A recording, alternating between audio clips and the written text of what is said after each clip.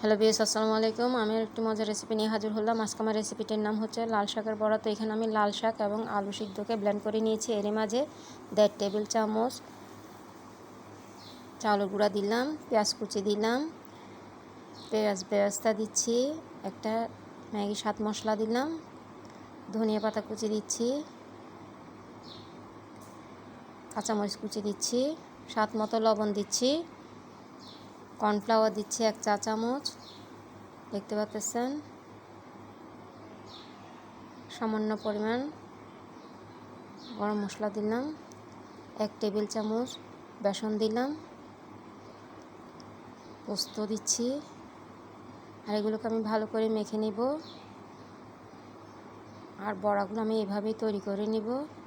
এরই মাঝে আমি সাদা তিলটা অ্যাড করব। দেখতে পাচ্ছেন বড়ার উপরে উভয় পাশে কিন্তু আমি তিলটা অ্যাড করে নিচ্ছি। আর এই বড়াটা কিন্তু খেতে খুবই ভালো লাগে। আপনারা অবশ্যই এভাবে একবার হলো তৈরি করে দেখবেন। এটি ছোট বড় সবাই খেতে পছন্দ করে থাকে, সবাই খেতে পারে এটা। আশা করি আপনাদের সবার ভালো লাগবে। তো দেখতে পাচ্ছেন আমি আরেকটি প্যানে তেল গরম করে নিয়ে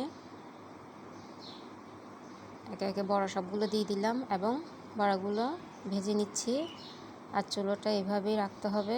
দেখতে পাচ্ছেন আমি চুলার আঁচটা কীভাবে রেখেছি। তো দেখতে পাচ্ছেন মাশাআল্লাহ তৈরি হয়ে গেল লাল শাকের বড়া। খুবই অসাধারণ একটি বড়া। তো দেখার জন্য সবাইকে ধন্যবাদ।